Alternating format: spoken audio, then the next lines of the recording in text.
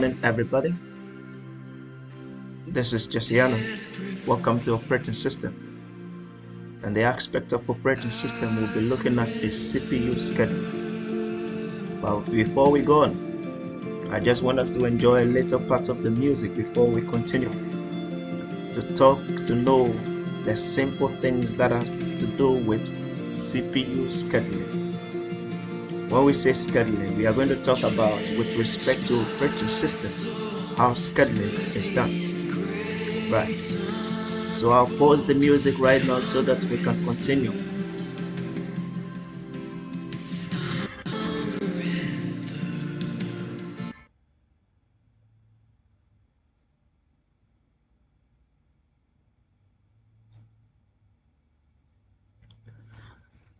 Once again, good morning. This is your instructor, Anang. And today I'm here to talk about operating system. And the aspect of operating system I'll be talking about is CPU scheduling. What is CPU scheduling? What are the basic things that comes into scheduling with respect to operating system? And my short video is being supported by ProTech Africa. So you can follow us on Facebook, Instagram, and you can also like our YouTube pages or visit our website www.protechnologyafrica.com. My email is jtannan8081@gmail.com and then anna5054@gmail.com. And this is my contact number that is at the right corner over there. So today we are going to talk about operating system CPU scheduling. So let's move on as we go on.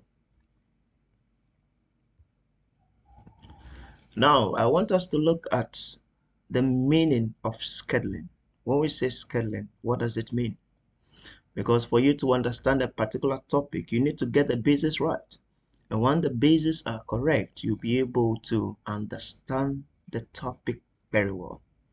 So my first definition says that scheduling has to do with arrange or plan an event to take place at a particular time. The means by which we can plan an event, and once we planned it, we put time to that. So I just want you to take note of the particular time, meaning that time plays a significant role when it comes to the aspect of scheduling. So someone, you can ask a question, or you can even ask a friend, what is your schedule for today? Or what are your plans for today? And then the person will tell you that, oh, okay, this is what I intend to do at this particular time. This is what I intend to do at this particular time. You need to plan what you have to do, and you have to put time into that. So now let's move on. Let's consider the second definition. A plan or procedure usually written for a proposed objective, especially with reference to the sequence of time allocated for each item or operation. So over here, a procedure, a laid down procedure, plan, that is written. So it means that, you see, with respect to scheduling, you need to write it down. What are your plans? How have you listed your plans? The first one, what do you intend to do, followed by the second one, the third one. You need to itemize them. Right, so let's move on with the third definition. Okay, scheduling is a method that is used to distribute variable computing resources, usually processor time, bandwidth, and memory, to the various processes, threads, data flows, and applications that need them.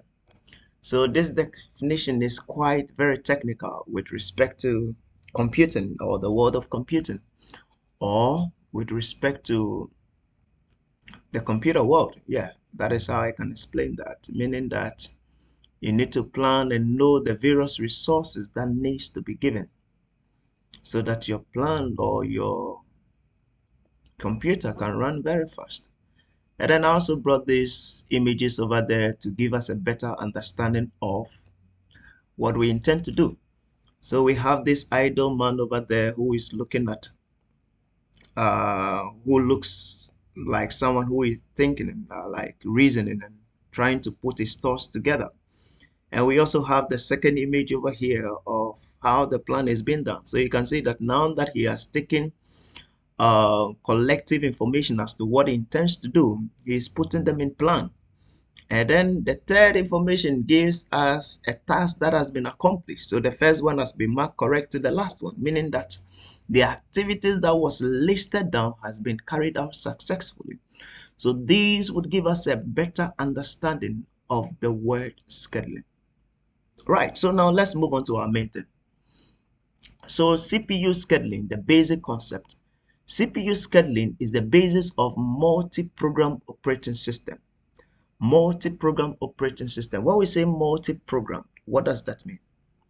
Multitasking, multi-program. It means that it's more than one, two or more. Yes. So when we say multi-programming or multitasking, it means that something that can perform three, two, one, more than one different task at the same time. So CPU scheduling is the basis of multi-program operating system. By switching the CPU among processes, the operating system can make the computer more productive. So over here, if we have the aspect where we can have a lot of processes that are on board, and we can switch the processes from one processor, from one process to the other in the operating system, then it means that what we are performing more than one task. Right, so with the idea where you can switch the processes, moving from one process to the other, then it means that we are performing the aspect of scheduling. So before we continue more into the aspect, I want us to look at the various things that we will do.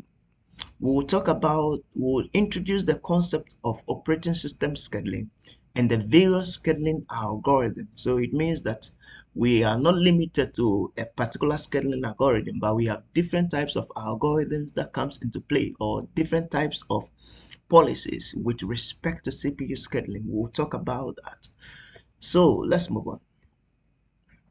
The basic of single process systems and multiprocessor systems. So we want to consider the basic of single process system. When we say a single process system, what does that mean? So we'll look at that, and then we'll also consider multiprocessor system, maybe a simple process system and then a multiprocessor system or multiprocess system. So let's go on as we. So a single processor system contains only one processor. So it means that if we have a system that is having only one processor, it means that, or if we have a single system, then it means a single system, it means that we have only one processor that needs to be processed or that needs to work at a time. So we say the second statement says that, so only one process can be executed at a time, and then the processor and then the process is selected from the ready queue. So it means that we can have a list of queues, but if we are performing or if we are using a single processor system, then it means that only one process could be executed at a time. So when the process finishes, before it might move on and pick the next process in the queue and continue.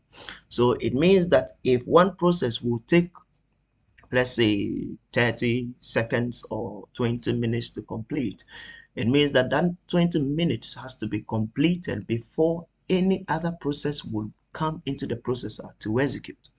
So even if there are multiple applications need to be executed, since the system contains a single processor, only one process can be executed at a time.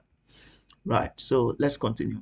It says that a process is executed until it must wait typically for the completion of some IO request. Let me explain this. So when one process is being executed at the time, what happens is that sometimes the process may require input and output request. Maybe the input and output request could be a keyboard event, a mouse event, or something. Let me also explain with the aspect of you running an installation, and as you run the installation, sometimes a pop-up would come for you to respond to that. Maybe a request will come whether you should continue doing it or you should pause, or maybe it will ask you a question as to whether you want this program that is supposed to run to tamper with your operating system or to tamper with your machine, and you have to request yes or no. As you request yes or no, the system would continue. So if you have a single processor system and it is waiting for input and output request, and the request has not been done, it means that the processor would be waiting. So the processor will be waiting until the request is done before the system can continue, or before the process can continue. So a single process system or a single processor system keeps sometimes the CPU idle because it might be waiting for an input and output request, and that request is not yet in. Maybe preferably you are doing some download or you are doing some installation, and then a request has come and you are not there. And because you are not there, the processor will be waiting for you until you make the IO request before the system would continue. So if you have a queue where you have other processes that is waiting for the first process to complete, it may not complete. And because of that, the others would wait for a long time. So this is the concept that the CPU scheduling algorithm has to work on.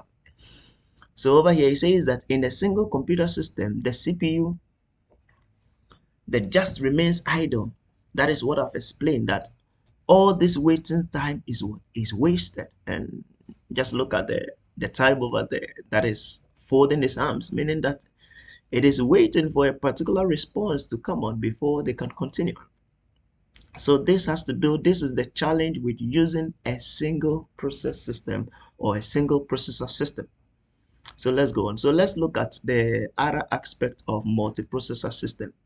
It says that but multiprocessor system contains two or more processors. So multiple applications can be executed simultaneously. So over here, it says that you can have two or more processes that is running in the processor, or that is in the system. And because you have two or more processes, when a processor is idle or when the process is waiting for IO request, it can jump to another process so that it can keep the CPU busy. It says that, let's read on. It says that there can be two or more types of symmetric or asymmetric multiprocessor, which helps many processors to perform different tasks. So I'll explain that later.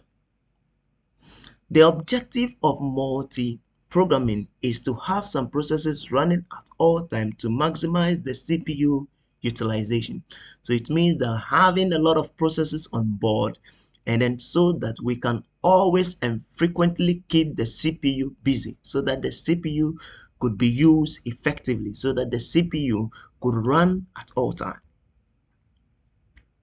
So several processes are kept in memory at one time. So let me explain this aspect with this diagram. That is the diagram we have over here. So let's say that this is the processes that needs to be executed, and all these processes are waiting, and this is the time allocated for this process. So when the time is allocated for that, it has to perform some operation. Okay, and because it has to perform some operation, in the process of performing the operation, if the time allocated to it expires, it means that this object or the time would move to another process for the other process to also use the CPU. So it means that though we have a lot of processes over here, the processes can jump, or the time allocated for the processes can jump from one process to the other. It means that it can move from this process and jump to another process and jump to this process and jump to that process. And as it jumps from one process to the other, the CPU is always kept busy, or the CPU is always being utilized. So if the first one is waiting for IO request, it means that the other processes will not be waiting idle. It means that what? If it is waiting, as you wait for your IO request, the CPU would move to another process, and that process would also be using the processor as you wait for the IO request. So can we go on? So over here, we are able to tackle the aspect of waiting. You'll not be waiting again, because as you wait, the process might move to another system to work on. So with this, you can be able to achieve a lot of tasks at the same time. So this explains the aspect of multitasking. I can do a lot of things at the same time. I will not keep the processor busy with only one process, but I'll have the time to jump from one process to the other. And also wrote something short over here by saying that the short-term scheduler, also known as the CPU scheduler, decides which of the processes should be ready in memory for the processor is to be executed or allocated to the CPU. So he says that what over here we have the what we have the short-term scheduler, or we call it the CPU scheduler, which decides which process is ready to enter the CPU. So if this process is ready, it leaves it and then moves, it enters the CPU as the other processes wait. As the other processes, if this processor finishes using the CPU, it means that it will jump to another process so that that process would also use the CPU.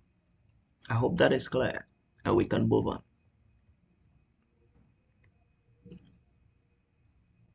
So over here it says that when the CPU becomes idle, the operating system might select one of the processes in the ready queue to be executed. I've explained that already. In many systems, the scheduling activity is broken into three separate functions: the long, medium, and short-term scheduling. The long-term, the medium-term, and short-term scheduling. The selection process is carried out by the short-term scheduler.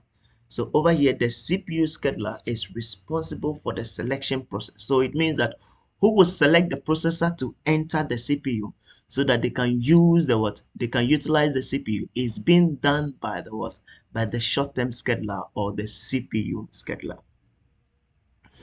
We also have another term which is called dispatcher. What does the dispatcher mean? It says that the dispatcher model gives control of the CPU to the processor selected by the short-term scheduler. So it means that if the short-term scheduler or the CPU scheduler selects that this particular process or a particular process is supposed to use the CPU, it means that the dispatcher is the one that is supposed to give the control to that particular process before it enters the processor or it enters the CPU. This involves the switching content. So this is the function of the scheduler. It has to do with the switching content, the switching of the user model, jumping to the proper location in the user program to restart that program. All right, so it means that the aspect where you can move from one process to the other is being controlled by the what? By the dispatcher. What is the next thing? It says that we have the dispatcher latency. It says that the time it takes for the dispatcher to stop one process and start another running process. So it means that the ability to stop one process so that another process can continue is being controlled or is being termed the what? The dispatch latency. So let's talk about the CPU, the scheduling criteria, the scheduling criteria. What does the scheduling criteria means? It says that we have this explains some basic terms that needs to be followed. It says we have the CPU utilization. So when we say CPU utilization, what does that mean? It says that keeping the CPU and other resources as busy as possible. So if we say CPU utilization, it means that what? Keeping the CPU busy, keeping the CPU running, keeping the CPU working, keeping it working. That is called the CPU utilization. And then we have the throughput. It says that the number of processes that completes their execution per time unit. So maybe the time unit could be in milliseconds, or maybe any other time unit that might be given. So that's the throughput, the number of processes that completes their execution per time unit. And then we also have another term that is called the turnaround time. It says the amount of time to execute a particular process from its entire entry time. So the amount of time to execute a particular process from its entry time. Waiting time, the amount of time a process has been waiting in the ready queue. So we have the waiting time, the time for the process to come. response time in time sharing environment. Amount of time it takes from when a request was submitted until the first response is produced, not output, until the first response is produced. So these are the basic terminologies that we'll be using as we go on. So maybe in the aspect where we are talking about the various algorithms that is needed, we'll use some of these terms. We'll talk about the turnaround time and then the waiting time. We'll explain that in details. So let's move on. So now let me explain the CPU process scheduling well. I did give you this diagram, and then I told you that these are processes that is waiting in the queue. So all these processes are waiting in the queue for them to use the CPU. So let's use this diagram to explain that. Let's look at this arrow, the middle arrow over here. Over here, this is a process that needs to enter the ready queue. So all these processes are in the ready queue. And then all these processes in the ready queue has to enter the CPU for a utilization or for execution to go on, or to keep the CPU running, or to keep the CPU busy. So all processes comes into the ready queue, and as they come into the ready queue, what does the queue what does the queue means? When we say a queue, sometimes we used to say in normal basic terms, form a queue. It means that there is a list, or items are going to be arranged from the first one to the second one to the third one. So the same thing applies over here. When we say ready queue, it means that what? All the processes are arranged over here so that they would enter into the CPU for execution or for utilization. So from the ready queue, a process enters the CPU for utilization. And as they enter the CPU for utilization, a lot of things might happen in the CPU. And one of the things that may happen is that the process would complete its execution. And once the process completes its execution in the CPU, it ends. So once it comes from the ready queue, it enters the CPU, and from the CPU, it may complete its execution within a speculated time. Once that is done, the process would end, and once the process ends, that ends that particular process. At another time, the CPU might also not end completely, but may enter into another state that is scrapped out. When it is scrapped out, it means that it enters into a partially executed scrapped out process. Why does it enter into this process and then scraps in again and enters the ready queue and then goes into the CPU again? Let me explain that. When a process is in the CPU, or is using the CPU, or is an execution, it may enter into a scrap out. Maybe when a process of higher priority comes, maybe you are using the particular process, or you are performing a particular task, and all of a sudden another process comes with a higher priority. When I say that a higher priority, it means that it has the ability to stop the process that is running. So once the process stops running in the CPU, it has to enter into a partially executed scrapped out process, so that later it would enter into the ready queue and come over again. So it means that, let's say you are making a call, and all of a sudden another call comes in. Why? It gives you the ability to either respond to the incoming call or to continue what you are doing. So you have the ability to what? To end the call and respond to the new coming call, or you have the ability to what? To continue what you are doing. Right. So let me explain by another term, or by another scenario. Maybe we are all in a traffic light, and all of a sudden we see the police coming, and then the police is giving the command that all cars should stop, but the president is moving in. Though there is a traffic, though maybe we've all formed the queue, the president that is coming is having a higher priority. So it means that all other cars may stop. So it means that if a car is running, that particular car could be asked to stop, so that the president would execute, or the president would move. And as the president moves, any other car can move on. So that explains the aspect of the a process entering into the partially executed scrapped out process, and then it comes back into the ready queue again, and then goes into the CPU for utilization and then may end. At another time, a process that is running within the CPU can also enter into a waiting queue, that is IO waiting queue. What does the IO waiting queue means? The IO waiting queue means that the process might need an IO request before it continues the execution.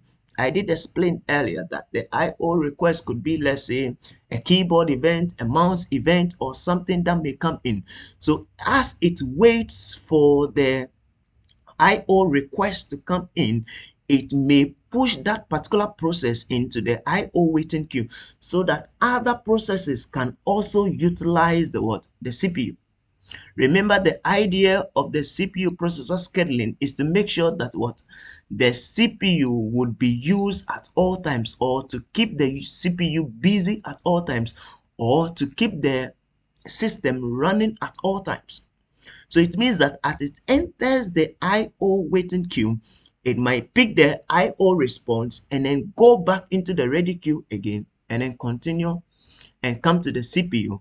Once the process ends, it terminates it, or it may enter into a scrapped out. I've explained that maybe when a process of higher priority comes, it may enter into the scrapped out and then come into the ready queue again. So this explains basically what happens in the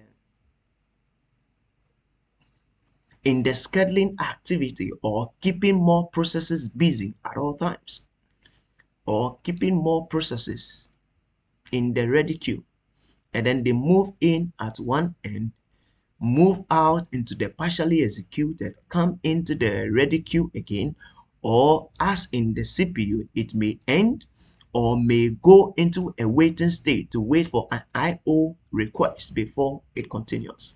I hope that is clear.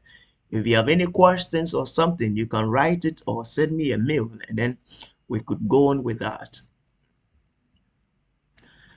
So now, from the diagram, let's explain basically all the activities that takes place in the CPU process scheduling.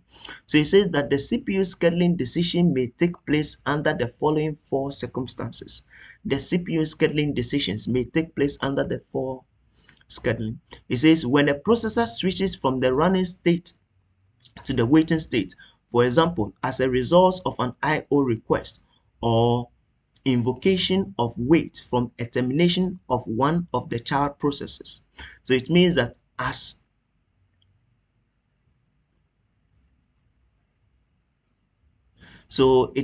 we have the ability for a process to switch from what? To switch to a waiting state.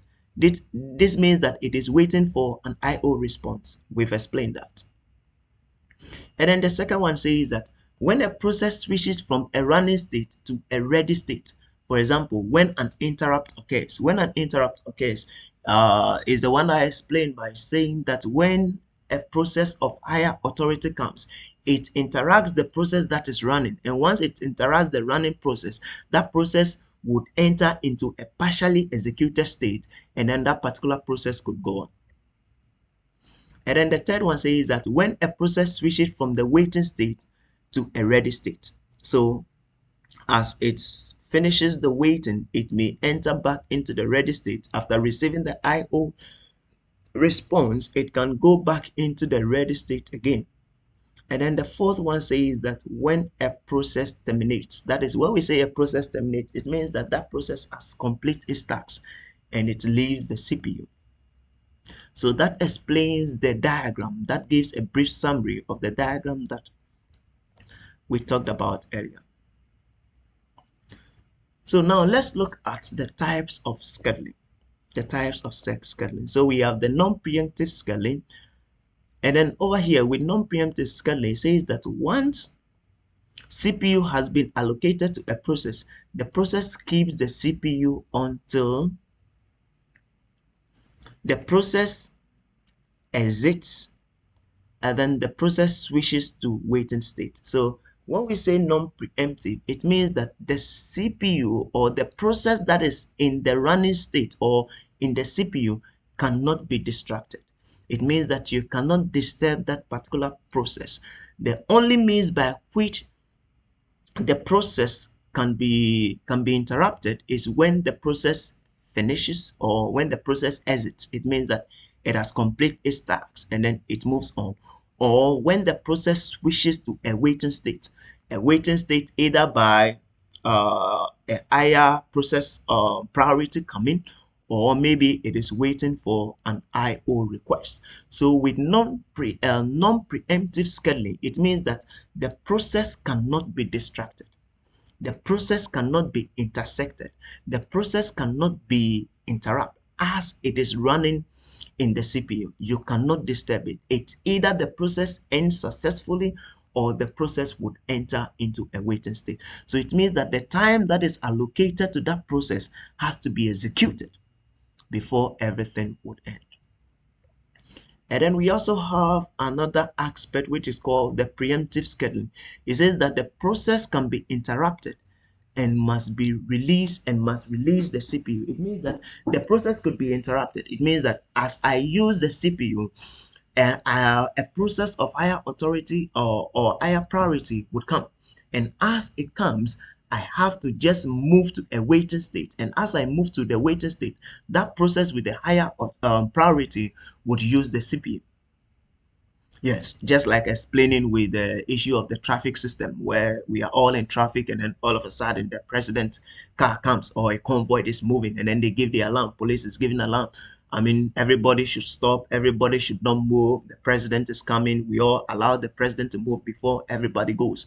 So over here, it doesn't matter whether you are in front or whether you are busy or whatever.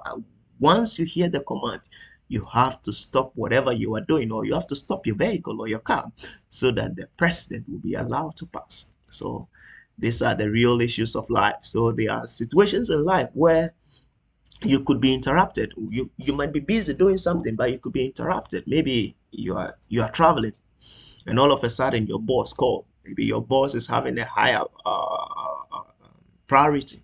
So your boss calls and says that wherever you are, stop whatever you are doing and come to the office immediately. It means that your task you need to perform at the place or the destination you are going, you cannot do that again. You have to just reschedule yourself and then move to the office. Yeah, so these are the basic issues of life. So yeah, can we go on? So we have two types of scheduling. That is the non-preemptive scheduling and then the preemptive scheduling. We did say that for the non-preemptive scheduling, you cannot intersect the product or you cannot intercept the process once it is in the CPU. It's either the process finishes or the process enters a waiting state. But with the preemptive, you can interrupt the what? The process that is in the CPU. Okay, so let's move on. Now we are going to talk about the basic scheduling policies or the scheduling algorithm. What are some of the scheduling algorithms that needs to be considered with respect to operating system? The first one we have here is called the first come first serve. First come first serve, FCFS. And then we have the shortest job first, and then we have priority. We have the round robin, we have the multi-level queue, and then the real-time scheduling. So for now, we'll look at the two aspects, that's the first come first serve and then the shortest job. We would also consider maybe some examples pertaining to that, how we can maybe solve some questions, some computations and other things of that. So let's proceed with the scheduling algorithm or the scheduling policies that needs to be followed. So over here, the first come first serve, it says by far is the simplest scheduling algorithm.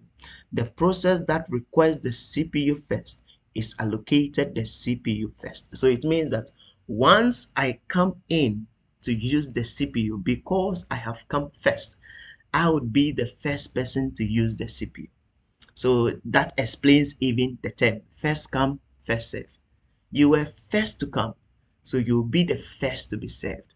So with the first come, first serve, it has nothing to do with higher priority or whatsoever. No, provided a process comes in first, that process will be given the time to what? To execute. Right, so can we explain further? It says implementation of the first come first serve policy is easily managed with a FIFO queue. What does FIFO means? It means first in, first out, and a queue. It means that, you have a list of processes that could be in line. They could be arranged in line. And the one that is in first will be the first to be served. So let's move on. Let me explain the aspect of the first come first serve with this diagrams that I have. So over here we have a list of people over here ready to be served by the let's say the cashier or the clerk or the sales personnel. And we have a woman over here. She is the first in line, so definitely without any partiality the woman will be served first. And we also have a woman over here. I don't know whether she's a student. I see her carrying a bag, but I don't know, you see. And she's worried because the queue is long and there is no partiality over here. Once you are in the queue, you'll be served, but the one that is first will be the first to be served. And then maybe the lady or the child of the woman would also be served. If it has to do with maybe a real-time issue, maybe we are all boarding the plane, and then I have checked in for myself, or the lady has checked in for herself, and then the daughter too also has to check in, because the daughter is also having a passport, keeping records of all the people that are on board and everything, so that when any atrocities happens, they can know the people that were in. So over here, the first person that is here is called the front, and then the last person over here is called the rear. In other scenarios, they use it as the head, and then the last person over here becomes the tail, right? So it says that when a process enters a ready queue, its PCB is linked onto the tail. So once you enter, you become the tail or the rear, like this lady over here, who is now going to become the tail of the queue. And when the process is running, it is then removed from the queue. So it means that we also have the top of there. So over here you can see that the one is going in to use the CPU, so the one has gone. So when the one goes, the head now becomes 2, or the front now becomes 2, because the one is in the CPU, or is in the CPU to be to run. So it is no more in the queue over here. So the queue or the head will move to 2. And once another process also comes in, that process would also be the tail. And that explains the aspect of what? Of the FIFO queue. That is first in, first out. The first to come in will be the first to come out. The last to come in will be the last to move out. And this even our traffic system can also explain the aspect of what? Of the FIFO. That is, the first that enters would be the first to come out. Once the traffic, you'll be the first car to be stopped by the traffic. When the traffic releases, you'll be the first to come out. So that explains the aspect of what? First come, first serve. So I hope that is clear and we can move on. If you have any questions or comments, you can write it down and then I'll respond to you well. And once again, what I'm doing, or the video that I'm doing now, is being supported by ProTec Africa. Please follow us on Facebook and Instagram. That is on ProTec Africa. You can also watch our YouTube videos, and then you can also visit our website. Maybe for students and others, I would advise that you can visit our website, because I have some questions over there where maybe you can try your hands on some of them. Send me the answers. Maybe then I'll respond to you well, maybe for us to get a better understanding of what we are doing. Yeah. So let's proceed on with the aspect of the first come first serve scheduling algorithm. So it says that the average waiting time under the first come first serve policy, however, is often quite long. Yeah, let me explain that. So we say that once a processor enters, there is time allocated for the process. So if the first processor enters and the time allocated for that processor is bigger, and then other two processes that come is smaller, it means that the other two processes must wait for the first process to complete before the other two processes can get the CPU to use.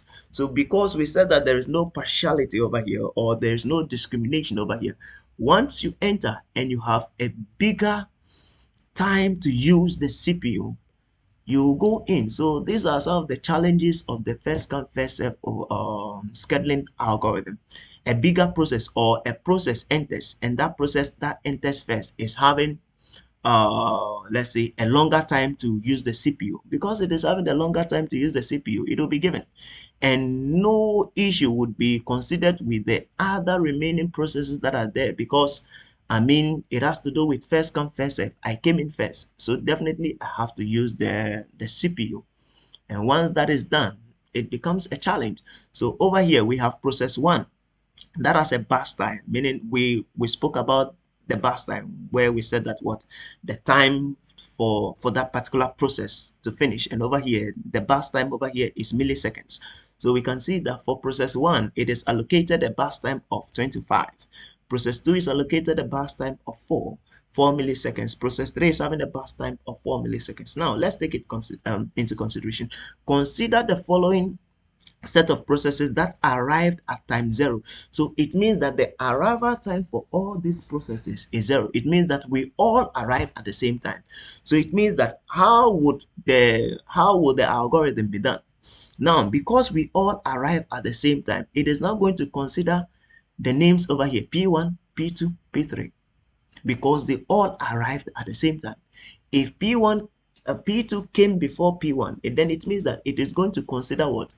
That is P2, because P2 came in first. But this is the scenario where all the processes arrived at time zero. So all these processes arrive at time zero. So why? With the aspect of the first come first serve, it will now consider, okay, which one is having the first name? P1. So P1 would enter, and P1 is going to use 25 milliseconds. Meanwhile, the other two processes would even use less than 10 milliseconds to complete. But this is the time that P1 arrived first, or P1 has been given the what? The mandate to use the CPU. So what happens over here? This is a challenge, so let's consider and let's move on, and then I'll explain. So if the process arrive in the order P1, P2, and P3, and are served in the first come first serve order, we get the results shown in the following Gantt chart. So let's look at what the Gantt chart would give us as we look at that. So it means that what process P1 would have a longer time to utilize the CPU. The process P1 would have a longer time. So you can look at the time given.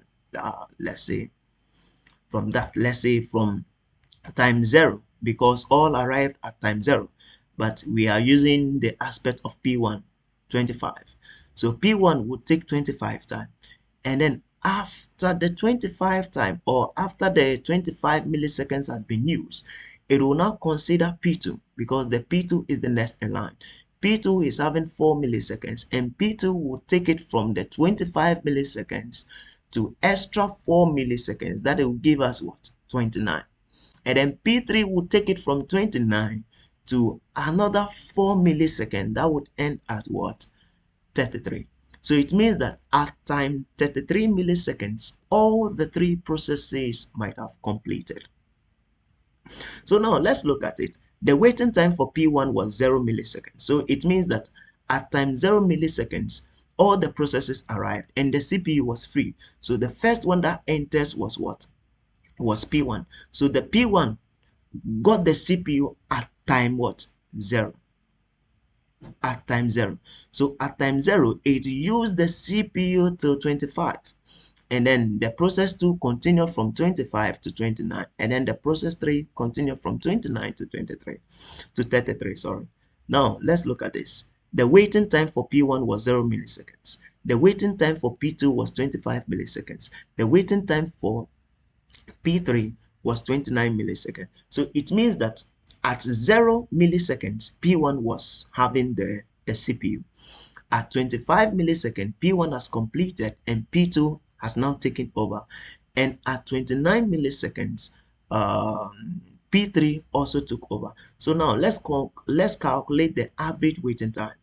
The average waiting time. How long did it take for the three processes to use the CPU? It means that P1 waited for 0 milliseconds. That's the average waiting time, not the completion time, the average waiting time. So the average waiting time for P1 was 0. the average waiting time for P2 was 25, and the average waiting time for P3 was 29. 29. So we divide that by 3, by the 3 processes, and we are able to get what? 18 milliseconds. So that is what is here. We are able to get 18 milliseconds. So it means that what? If these processes come in the order P1, P2, P3, all at time 0 millisecond, it means that what? We are going to have an average waiting time of what? 18 milliseconds for all the 3 processes. Someone may ask, why am I not including the 33? 33 is not a waiting time. That is the completion time. But the question is that we are looking at what? The average waiting time. P1 waited for 0, P2 waited for 25, and P3 waited for 29 before they got the CPU or before they started running their processes. So can we go on? Any question? Please add that and let's move on. So it says that if the processes arrive in the order P2, P3, P1, however, the results will be shown in the following Gantt chart. So now let's temper with the order that, okay, in this circumstance, it is no more in the order P1, P2, P3, but we have the order P2, P3, and then P1. So let's look at what will happen. So it means that what? We are going to have this process 2 pick the CPU at a waiting time of 0. Process 3 picked it at a waiting time of what? Of 4. And then the process 1 picked the CPU at a waiting time of what? Of 8. So now let's explain that. Now, remember from the previous chart, we said that the CPU is having a time of what? Of 4. So from 0 to 4, process 2 was using the CPU. And then from 4, process 3 had to take over. And then process 3 also need 4 additional what? On time to complete, meaning that what? At 8, process 2 and process 3 has completed, and then at 8, process 1 took over to 33. So for all of them, for process 1, process 2, process 3, the ending time for all of them is what? 33 milliseconds. But at 0 milliseconds, process 3 took over the CPU. And then the waiting time for process 3 was what? Was 4 milliseconds. And then the waiting time for process 3 was what? Was 8 milliseconds. So now let's consider the average waiting time. The average waiting time is going to be what? 0. That is when process 2 was busy. And then plus 4. That is when process 3 took over.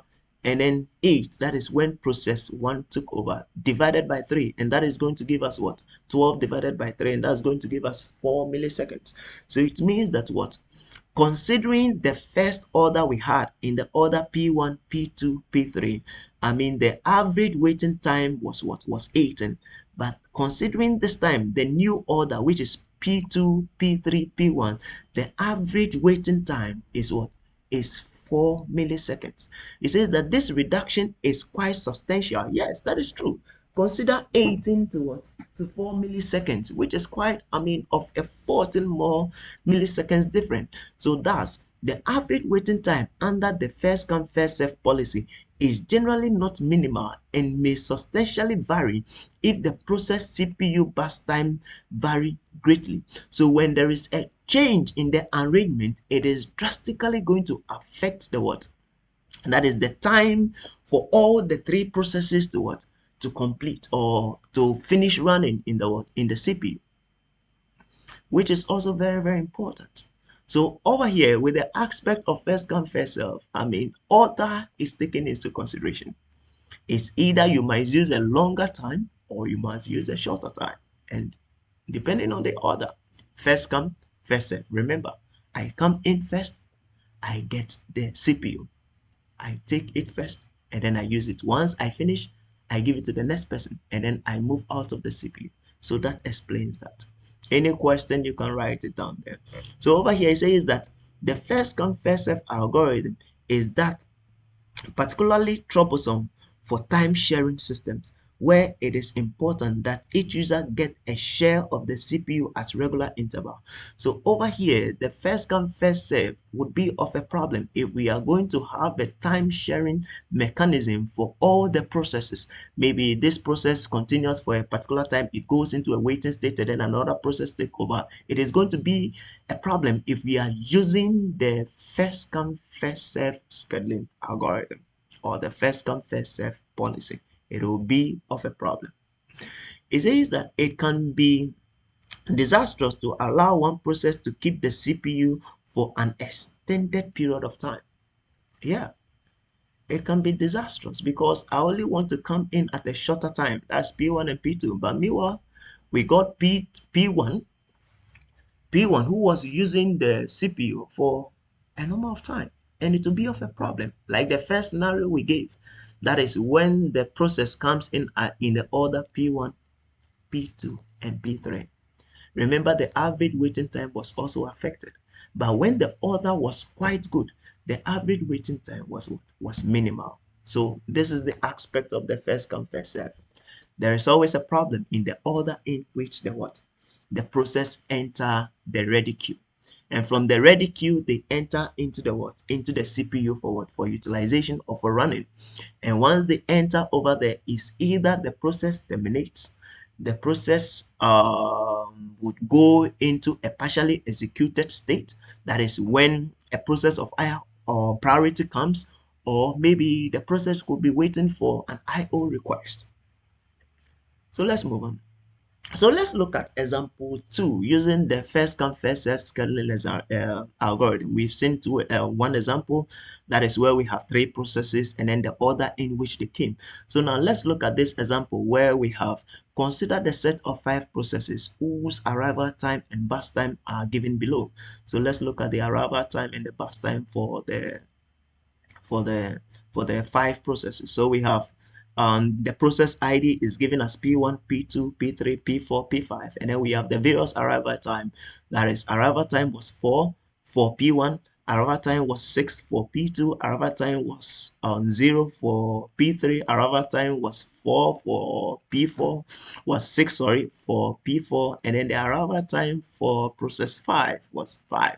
And then let's look at the burst time. The burst time here is 5, 4, 3, 2, 4, respectively for process 1, 2, 3, 4, and 5. So it says calculate the average waiting time and the average turnaround time if first come first serve scheduling algorithm is followed. So if we follow the first come first serve scheduling algorithm, and please let's look at this example. Have it in mind that the arrival time differs over here. For the first one, for the first example we gave, we saw that process 1, 2, and 3 all arrived at 0. All arrive at 0. But over here, the arrival time is totally different. So the question I may ask is that, which would be the first process to enter the CPU? Can anyone guess the first process that will enter the CPU?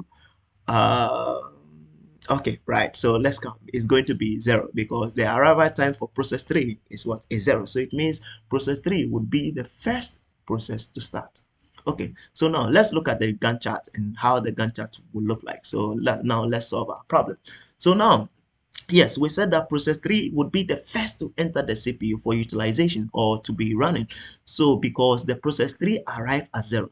At 0, it means that the CPU was free and process 3 started.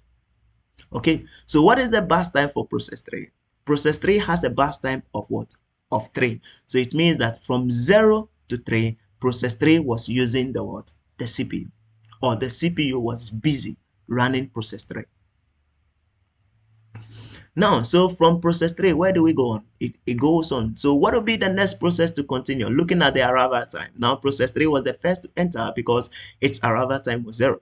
Now, so the next process to continue automatically is going to be 4 because 4, the arrival time for process 1 is what? Is 4. That is, so process 1 will be the next to continue. But you see, let me explain the shaded portion over here. It says that the shaded box represents the ideal time of the CPU. So it means that as process 3 completes, no process was using the CPU. No process was using, or no process was available to use the CPU. And the process that came in while the CPU was busy, was idle, was process 1, because process 1 arrival time was what? Was 4. So it means that from 3 to 4, the process on the CPU was what?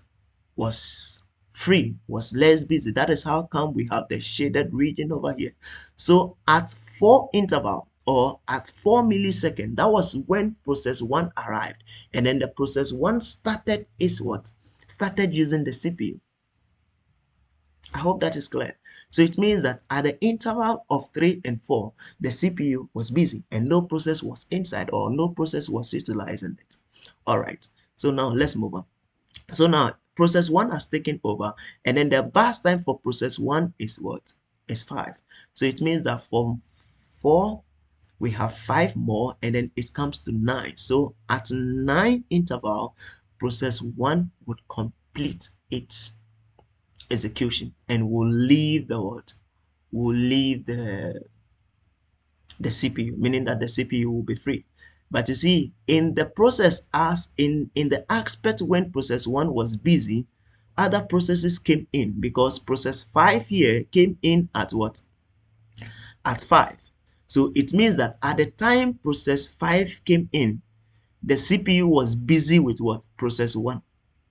So from 4, 5, 6, 7, 8, and then it gets to what? 9. So it means that at that time, the CPU was what? Busy with what? With process 1. So it means that process 5 would wait. And then another process that would also wait will be process 6. That's process 2, and then process 4, because their arrival time is what? Is 6. So now let's consider the aspect of process 5 first before we come to process 2 and 4. So now process 1 has completed its execution at a time interval of 9. So at 9, process 5 was ready, because the arrival time for process 5 was what? Was 5. So it means that process 5 was waiting for the process to complete so that they can take over. So process 5 took over, and then the burst time for process 5 is what? Is 4. So 9 plus 4 would give us what? 13.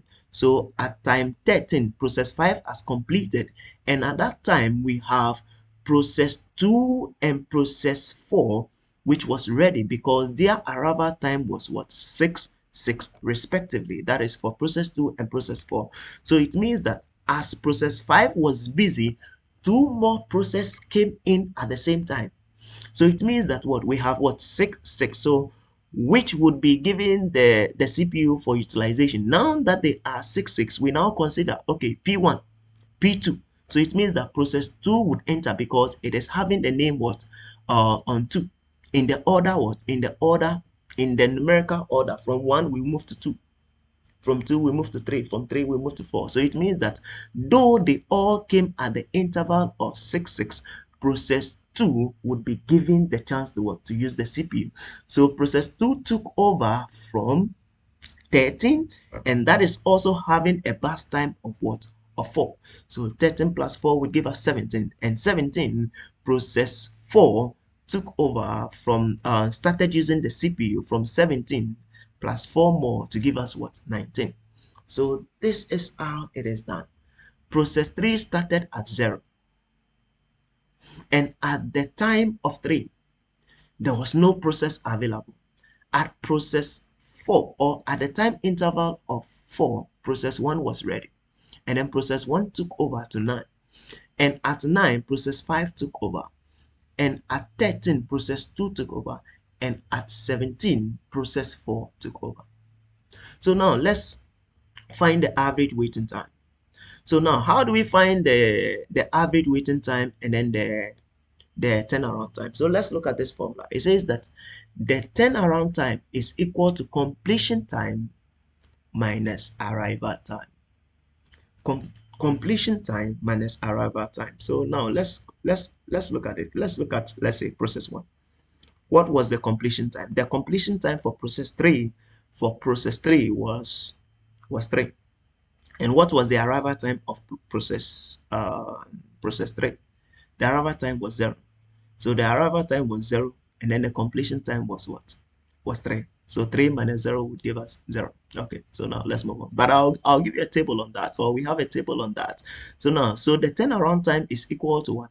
The completion time minus what? Arrival time. Now let's look at the waiting time. The formula for the waiting time. It says that the what? The turnaround time minus the burst time. Where is the burst time? This is the burst time. So this is the arrival time. That is for to get the turnaround time. That's the completion time and the arrival time. So we said that the completion time for process 3 was 3, and the arrival time for process 3 was 0. So 3 minus 0 would automatically give us 3. So now let's move on. So this is the table that we have. So we have all the processes, process 1, 2, and 3. We have their completion time. What's the completion time for process 1? The completion time for process 1 is 9. What is the completion time for process 2? P2. The completion time for process 2 is 17. What's the completion time for P3? Process 3. The completion time for process 3 is what?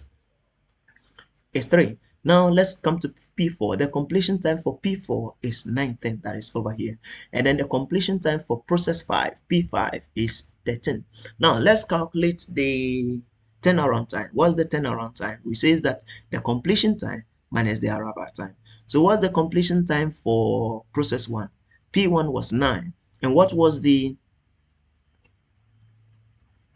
arrival time? The arrival time for process 1 was 4. So 9 minus 4 would give us 5. So the turnaround time for process 1 is what?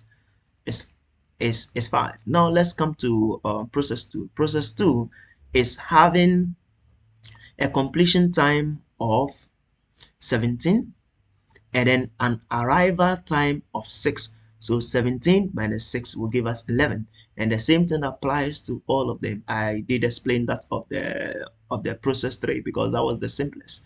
Their completion time, the completion time is 3, and then the arrival time was 0. So we have 3 minus 0, which is 3. And then for that of process 4, the completion time for process 4 was 19, and the arrival time for process 4 was 6. So 19 minus 6 would give us 13. And we also have the last one, that is P5. The completion time for P5 was 13, and then the arrival time for P5 was 5. So the turnaround time was what? Was 8. Now let's also consider the waiting time. Now for process 1, what is the waiting time? And what's the formula for the waiting time? The turnaround time minus the burst time. So over here for P1, the turnaround time is 5. And what is the burst time for P1? The burst time is 5. So 5 minus 5 will give us 0. So it means that process 1 did not wait for the process, because at the time process 1 came, the CPU was idle. Over here, the red sign over here shows that the CPU was idle at the time process 1 came in. Why? Because process 3 has already completed. Okay, so now let's move on. So now let's look at process 2, the waiting time. We say that the waiting time, the turnaround time for process 2 is 11, and then the burst time for process 2 is 4. So 11 minus 4 is 7. Now let's look at process 3. The turnaround time was 3, and then the burst time for process 3, the burst time is here, which is what? Which is 3. So that will give us 3 minus 3, which is 0. And then we also have that of process 4. What is the turnaround time? That is 13 here minus the burst time. What is the burst time for process 4? The burst time for process 4 is 2, and that will give us a waiting time of 11. Now let's look at P5. The turnaround time for P5 is 8, and then the burst time for P5 is 4. So 8 minus 4 would give us 4. So now let's move on. Now the average turnaround time, it means that we are going to add all the turnaround times for all the 5 processes over here and divide it by the number of processes, which is 5. So we have 5 plus 11 plus 3 plus 13 plus 8 divided by 5, and that gave us what? 8 units. So it means that the average turnaround time for all the 5 processes was 8 units. Now let's move on. Now let's look at the average waiting time, because what did the question say? The question says that find the average waiting time and then the average turnaround time. We got the average turnaround time to be 8 units, and then that of the average waiting time. So the average waiting time is going to be for all the waiting time divided by the number of processes that was on. So for process 1, the waiting time was 0. Process 2, the waiting time was 7. Process 3, the waiting time was 0. Process 4, the waiting time was 11. And then process 5, the waiting time was 4. So now we add all the waiting time. 0 plus 7 plus 0 plus 4 plus 11 plus 4 divided by 5, and that gave us 4.4 units. 4.4 units. So that explains the aspect of what first come first serve scheduling algorithm or scheduling policies. Over here it is different from the first example, because for the first example all the 3 processes arrived at the same time. But over here, the time interval, the arrival time for all the 5 processes was different, except that of process 2 and process 4, which was 6. So that explains that. I hope we get it well. If you have any question, I can say that you can write it or send me an email or send me a WhatsApp message explaining it, and then maybe stating your problem, and then I'll explain it for you well. I mean, we are here to help. We are here to make sure you understand the aspect of operating system. So now let's look at the second scheduling algorithm to consider for our work. Remember, this video is being supported by ProTec Africa. Follow us on Facebook, Instagram, on Pro Technology Africa, YouTube, like our videos, and then visit our website, protechnologyafrica.com. My email is here. I mean, jtannan8081@gmail.com, and then Anang5054 at gmail.com. My WhatsApp number is here, +23324944753. So you can just send me a message or something. So now let's look at the shortest job first. Shortest job first. So now let's look at the SJF scheduling algorithm. This algorithm is associated with each process length and a process's length CPU burst. It says when the CPU is available, it is assigned to the process that has the smallest next CPU burst. So over here, the time for a particular process to complete is always taken into consideration. Unlike the first come first serve, I come first I serve, the shortest job first scheduling algorithm has to consider which job will run faster in the CPU, and that job or that process will be allowed to use the CPU. And these are real life issues. Maybe you could have a scenario in a queue, and then they'll say that, let's say, the shortest people first. I mean, I'm not trying to discriminate people that are short, but just to say that, I mean, for those who are short, they'll be given the privilege to come forward. So it means that over here, irrespective of the fact that you are short, your height is an advantage over here, because once you come in late, and provided the queue is still there and you are short, you'll be made to come forward, and those that are taller will be asked to go behind. So you can have a scenario where maybe a person who is taller, and then you have shorter people, a lot of shorter people in front. It means that the taller people will suffer, or the taller person will suffer, because what, he will be waiting for a long time, because this is what it says that the shortest job first. So the job that will finish earlier will be considered. And I think in some way this algorithm is also interesting, because let's consider the aspect of a banking sector. I mean, someone is having millions of dollars to cash and is also joining the queue and is in the front of the queue. And those of us who are having, I mean, just smaller money or less amount of money, will be waiting for the person to finish all that he'll be doing before he leaves the counter, before we with the smaller denominations or the smaller currencies or the little money would be considered. And sometimes we will be waiting for long. That is with the aspect of first come first serve. But with the shortest job first, it means that if I come in and I have a smaller time to use the CPU, I'll be considered. So that once I use the CPU, I'll leave it for the one who has a longer time to what? To utilize the CPU. Right. So let's go on. There are some other examples we'll consider as we go on. Then there are some calculations we'll also look at. It says that if the net CPU burst of two processes are the same, the first come first serve scheduling is used to break the tie. Okay, let me explain this. So it means that if um if a CPU comes in or two processes comes in with the same best time, it means that I'll complete, or I need just 4 milliseconds to use the CPU, and then later I'll just walk out. And another person also comes in to use it at 4 milliseconds. They will now consider which of the processes came in first, because we all have the same burst time. We all have the same amount of time to use the CPU. So it means that they will now go on to look at, okay, which of the processes came first? Okay, I came first, then I'll be allowed. The other colleague came first. The other colleague will be allowed whilst I wait, because we all have the same amount of time to use the CPU. So that explains that. So when there is a tie, we use the FCFS algorithm to break the tie. So the shortest job first algorithm can be either preemptive or non-preemptive. I did explain the aspect of preemptive. When we say preemptive, it means that what? The process could be interrupted.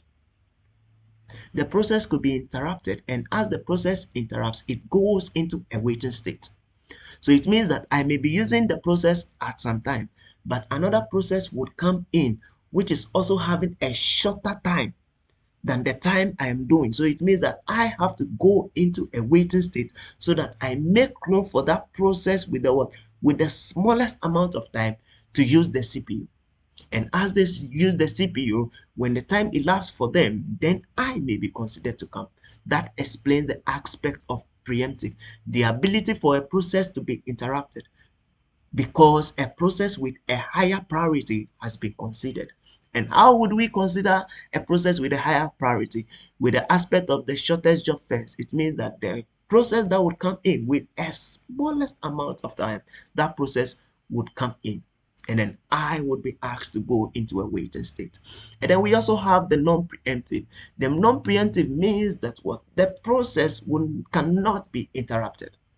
You cannot interrupt the process until the process finishes or until the burst time allocated for the process is over before the process will leave the CPU. So that explains that the preemptive and non-preemptive. Right. So let's look at the writings over here. The writings in blue, it says that a more appropriate term for the scheduling method would be the shortest next CPU burst algorithm. So another way of saying the shortest job first our scheduling algorithm is shortest next CPU burst algorithm. So it means that which of the processes is having the smallest burst algorithm, that process will be considered. Why? Because the scheduling depends on the length of the next CPU burst time of a process rather than its total. Right. So rather than its total, and I think that is quite okay. But unless we get an example, so I'll give you an example. We consider the example, and as we consider the example, it will give us a better understanding of that. Right. Example, consider the following set of processes with the length of CPU burst time given in milliseconds. And over here, it is non-preemptive. Over here, it is non-preemptive, meaning that what? We cannot interact with the process that is in the CPU. So now let's consider it. So we have four processes. We have process 1, process 2, process 3, process 4. And the burst time allocated for all these processes are 6, 8, 7, and 3 respectively. That is P1 is 6, P2 is 8, P3 is 7, and P4 is 3. Now, using the shortest job first scheduling algorithm, which of the process do you think would use the CPU or will start using the CPU? And over here, they all arrive at the same time. They all arrive at the same time. Yeah. So the burst time is, or the waiting time over here is 0. Okay, so they all wait. Okay, so let's look at the Gantt chart. The Gantt chart says that with the shortest burst time, which is having the shortest burst time, is P4, because P4 is having only 3 milliseconds. Because it says what? 3 milliseconds in milliseconds. Yes, the burst time is in milliseconds. So P4 is having the shortest millisecond. So it means that P4 would be considered to use the what? The CPU. Using the algorithm, the shortest job first. So it means that P4 took the CPU utilization at what? 0. And then it needs 3. So from 0 to 3, P4 is complete. And remember, it is non-preemptive, meaning that at the time P4 takes over the CPU, utilization, no other process can intercept with that. No other process can interact with that until P4 is over. Right, because the question says that it is non-preemptive. You can't disturb it. Once I log in, I enter the CPU, I won't come out until I finish, because I was considered the what? The one with the shortest job. So anyone who will come in with a burst time of 1 will not be considered, because it is what? Non-preemptive. Don't disturb me. Let me use the CPU. So P4 was not disturbed, and then P4 finish using the CPU at 3 milliseconds. It completes. And then after this P4 completes, what is the next available, or the next smallest time? The next smallest time is going to be P1, because P1 is 6. So it means that P1 will take it up from 3 and will continue using the process or the CPU till 9. So P1 will continue till 9. So it means that because it's having a burst time of what? 3 milliseconds. So at interval 3 to 9, P1 was busy with the CPU utilization, or the running, or the execution. It was busy. So now let's move on. So P1 completes its at 9 milliseconds, and then the next smallest smallest time job is going to be P3, because that is 7. So P3 takes over from 9 to what? To 16, because 9 plus 7 will give us 16. So from 9 to 16, P3 was what? Was busy with the CPU utilization. And then the last process to take over is going to be what? P2, because it is having the largest, or the biggest, or the bigger burst time, which is what? Which is 8 milliseconds. So P2 would continue from 16 to 24. So now let's calculate the average waiting time. The average waiting time. What was the average waiting time for P1? The average waiting time for P1 took over the CPU utilization at 3. So we have the 3 over here. Plus, what is P2? P2 took over the CPU utilization at time 16 milliseconds. So 16 for P2. And then P3 took over at what interval? At 9. At 9, P3 take over. And then P4 started the race. So P4 started at 0, like a marathon race. I ended at this time, and then I handle it over to the next person. The next person also handle it over to the other person. The other person also handles it over to the. So if you are looking at the timing, each of the processes, or each of the people running the marathon took over the baton, then it means it's going to be 0, 3, 9. Oh, sorry. Is going to be 0, 3, 9, and 16. We won't consider the last time, because at time 24 milliseconds, all the 4 processes is complete. So the average waiting time is going to be 3, 16, 9 plus 0 divided by 4, and that's going to give us 4 milliseconds. So using the shortest job first, we can rearrange the system, or we can rearrange the processes considering the burst time of each of the processes, so that the arrangement could be done, so that we can have what? A very good minimal time, or a very good average waiting time. Now I've given a question over here, and I expect all of us to do it. It says find the average waiting time using the first come first serve algorithm, and if you are able to get 10.25, then it means that you are correct. if you're able to get 10.25, so do the calculations and try and see whether you'll be able to get 10.25.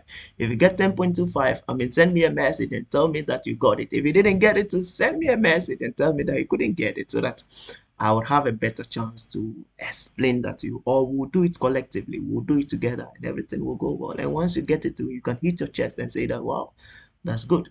So please continue and let's finish well. So now let's look at the next thing.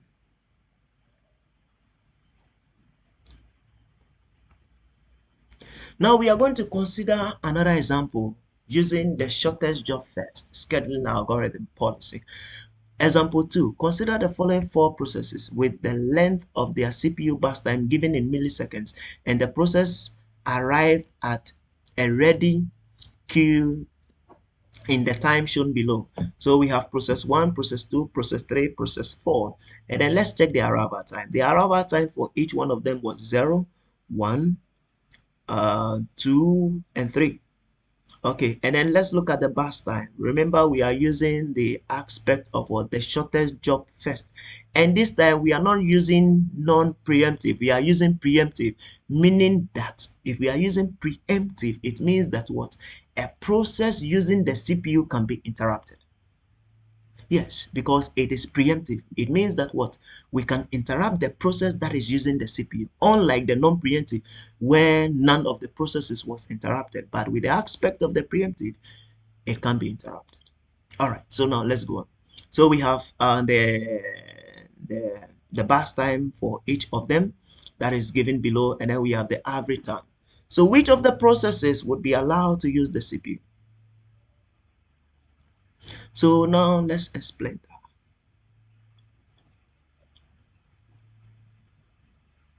that. Okay, so now let's explain that. So we have P1, we have P2, we have P3, we have the arrival times and then their burst times over here. So let's look at the arrival time. Arrival time for process 1 was 0. Okay, so it means that at 0 milliseconds, the only process that was available was what? Process 1. Okay, so at this end, let's look at it critically. At this end, process 1 will start, because the arrival time for process 1 is what? Is 0. Though we have the burst times over here, the arrival time for the other processes is different. Remember, please take note of that, because the process 1 cannot wait for other processes to come before we will now consider the what? The burst time of each one of them. No. I mean, once you get there and the process is the CPU is less busy, what do? You start your job. You start digging, or you start eating, or you start whatever you need. And in case an interrupt comes, or maybe a process with higher priority comes, then you could be intercepted, because remember, we are using the word the preemptive, meaning that there is the allowance for a process in the CPU to be what? Interrupted. So now let's go on. So it means that at the arrival time of 0, process 1 was ready. So it means process 1 started from 0. When the process 1 got to 1, then process 2 arrived. And what was the arrival time for process 2? The arrival time for process 2 was 1. So it means that what? Process 1 started its process, and then at 1 millisecond, it was intercepted with what? Process 2. Because the arrival time for process 2 was what? Was 1. So with the aspect of preemptive, it means that what? Process 2 was going to use the CPU now, because what? It came in, and then let's look at the burst time. The burst time for process 2 is 4. Unlike the burst time for process 1, which was what? 7. So at arrival time 0, process 1 was ready and process 1 took off, because the burst time for process 1 was 7. Now, when process 1 only occupied 1 millisecond, then process 2 came, and process 2 was having a burst time of 4. So it means that what? Comparing process 1 and process 2, the one with the shortest job first, it means that what? Process 2 is having a shortest job first.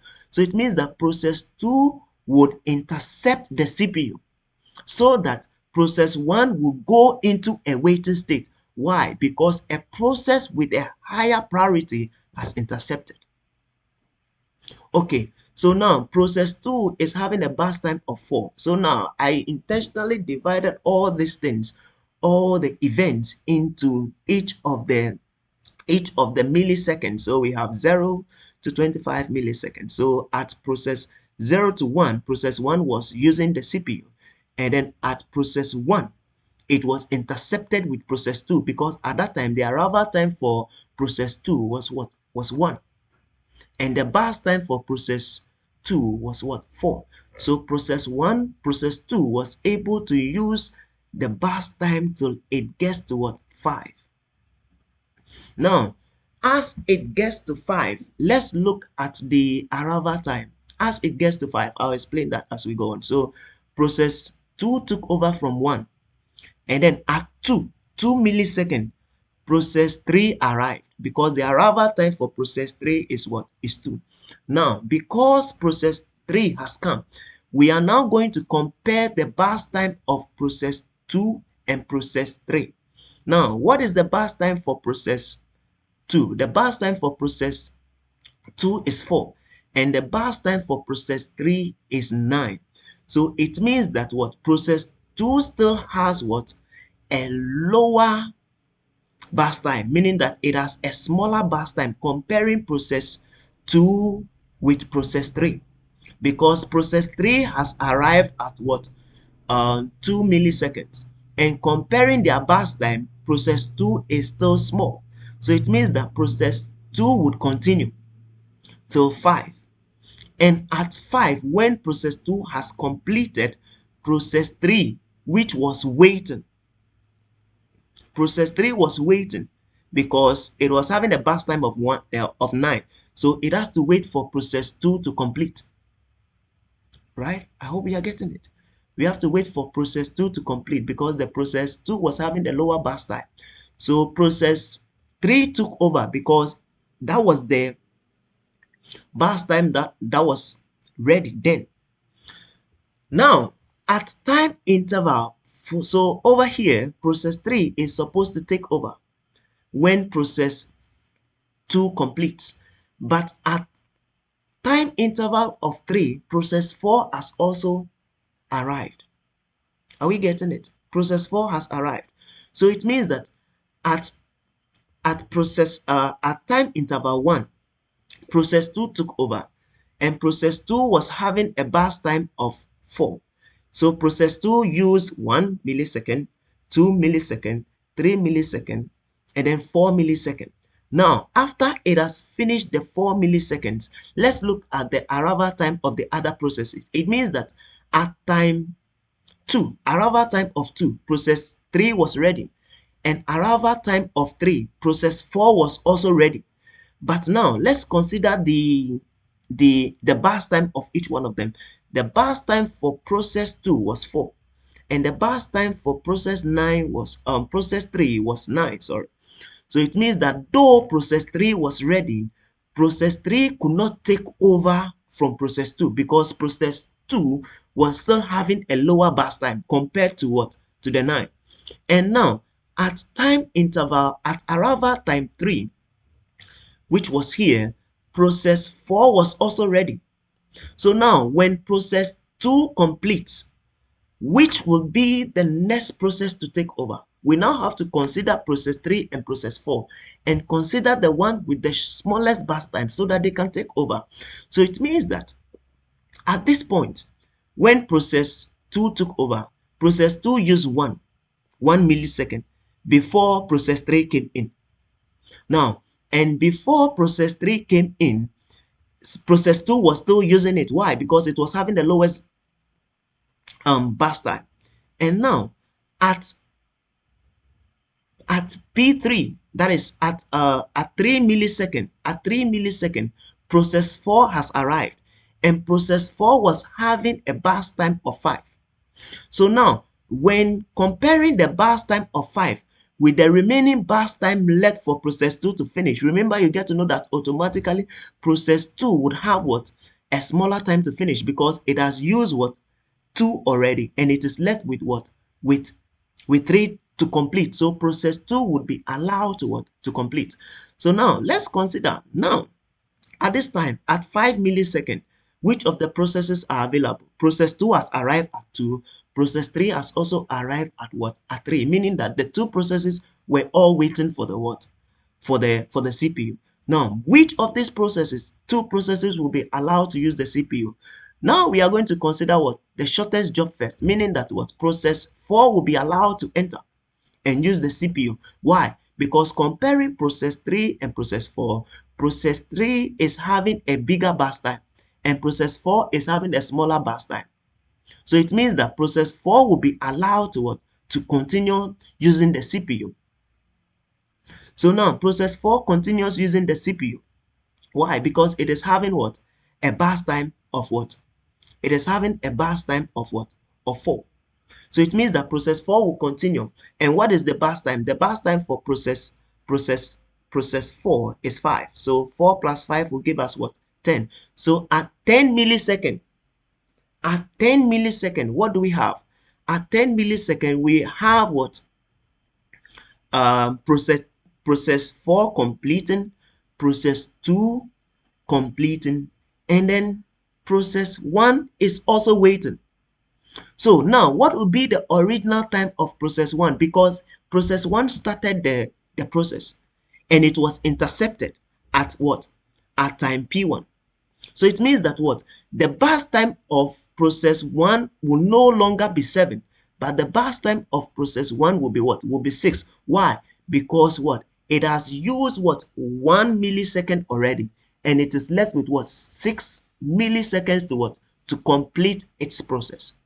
So it means that comparing 6 milliseconds to process 3, which is what? 9 milliseconds, that is considering their burst time, process 1 will be allowed to what? To use the burst time because it is having the smallest job compared to 9. So process 1 started 8 and then ended at what? 16 because it has already utilized what? 1 millisecond already. So process 1 continues the race and then at 16 milliseconds, process 3, which is the last process with the bigger burst time, will be allowed to what? To use the CPU. I hope that is correct. I hope that is why I use the colors over here to explain the various processes. Remember, process 1 started with 1 and it went into, started with white, sorry, and then it went into a waiting state. So in the process of waiting, 2 other processes completed before we made process 1 come over again to complete the what? Its execution. And then later we allow the last process, which is having the higher burst time, to what? To run. So that is that. So now let's look at the various waiting time for each of the processes.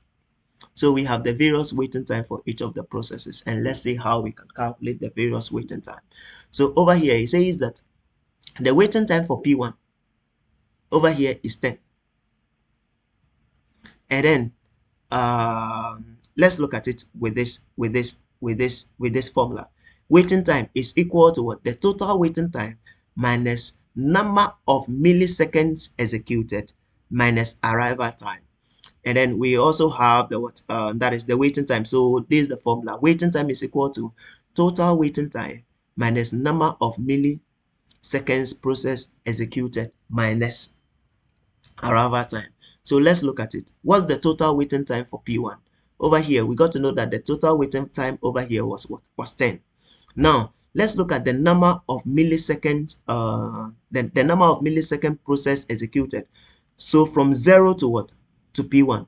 So it means that the number of milliseconds executed initially, because they started the what? The CPU utilization. And then they had only one process. It means that only 1 millisecond took over before it was intercepted. So over here we have what? Number of millisecond executed. That is what? That is 1. So 1 minus what? Arrival time. What was the arrival time for P1? The arrival time was what? 0. So to find the waiting time for process 1 for P1 is going to be 10. That is the total minus what? The period it was intercepted. Okay, the processes it did before it was intercepted, that is 1, and then the arrival time, which is what, 0. So the waiting time for process 1 is 9 milliseconds. Now let's look at the waiting time for process 2. So the waiting time, what was the formula? The total waiting time. So what's the total waiting time for P1? So the total waiting time for P1 is what? Is 1. Now was the total waiting time for P2. Where is P2? It arrived at what?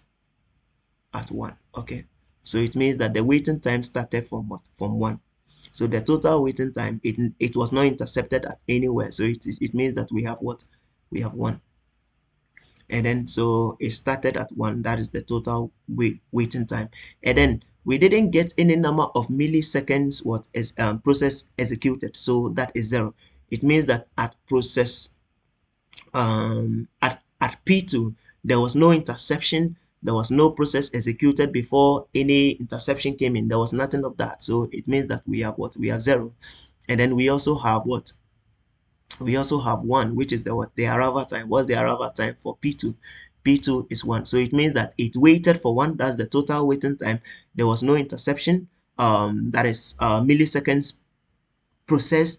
I mean, there was none of that. And then the arrival time was 0. So it means that the average waiting time for P2 is 0 millisecond. Now let's look at the waiting time for P3, which is what? The total waiting time, which is 16 for P3. And P3 was also not intercepted. Okay, I mean, number of milliseconds process as executed, I mean, is 0. There was no interception over there, so that is 0. And then what is the arrival time of P3? The arrival time for P3 is 2. So it means we are going to get 16 minus 0 minus 2, which is equal to what? 14. Now let's look at the waiting time for the last process. The waiting time for the last process, which is P4. So P4, the waiting time was, the total waiting time here was 5. So we have 5, which is here, and it was not intercepted at anywhere. So it means that we still maintain the 0. And then the arrival time for P4 is 3. So the total waiting time for P4 is what? Is 2. Okay, 2. So it means that P4 only waited for 2 milliseconds before it took over to run. Okay, so that is that. So now we have the what? The average waiting time, which is equal to what? All the waiting times for all the other what? The other processes. That is 9 plus 0 plus 14 plus 2. The sum of that divided by 4, which is equal to 6.25 milliseconds. 6.25 milliseconds. So that explains the aspect of what? The shortest job first. And this is also considering the aspect of what? Preemptive, meaning that the ability for a process to be intercepted or to be interrupted when a process with a smaller burst time comes in. So you can see that what? P1 was intercepted by P2. It was intercepted by what? P4 before it came back to take the process or the CPU utilization again. And then when it completes, and then P3 completed its process. I hope that explains that for us. If you have any question, please do well to send me a message, write to me. Let's talk about it. I'm here to help you understand the aspect of scheduling, time allocations for processes that are in the system. So now let's look at some problems that comes with the shortest job first scheduling algorithm.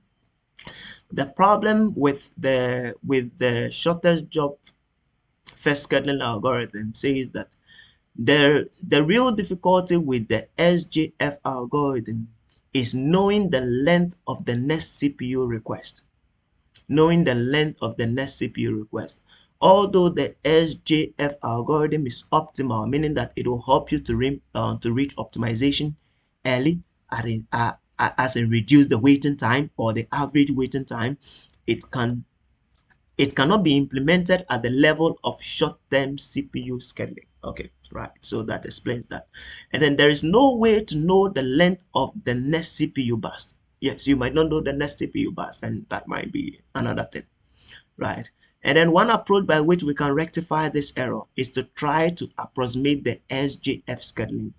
And then we may not know the length of the next CPU bus, but we may be able to predict its value. Yes, meaning that though we might not know the next CPU bus, we can predict that, okay, what if the one that may be coming would be of this value and all that. Yeah.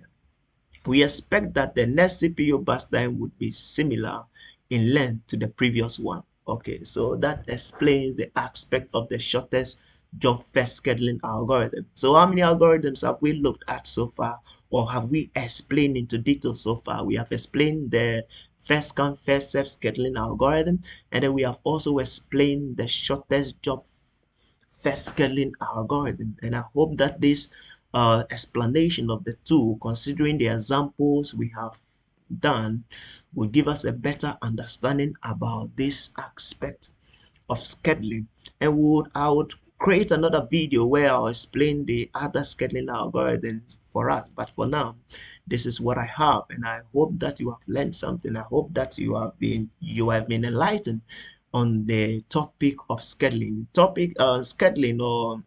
Scheduling is quite important when it comes to the aspect of operating system. And to anyone who is going for an interview or something relating to operating systems, most of the time they ask you about how the scheduling, some of these scheduling algorithms, and how you understand them, and how you can predict and know that, okay, this algorithm is good, and the ones that comes with challenges, and then the one that comes with difficulties, you should be able to tell them, right? So I hope we have all learned something, and I hope that this video has helped you better understand the aspect of scheduling. Operating system scheduling algorithm. The instructor was J. Anang. Share the link.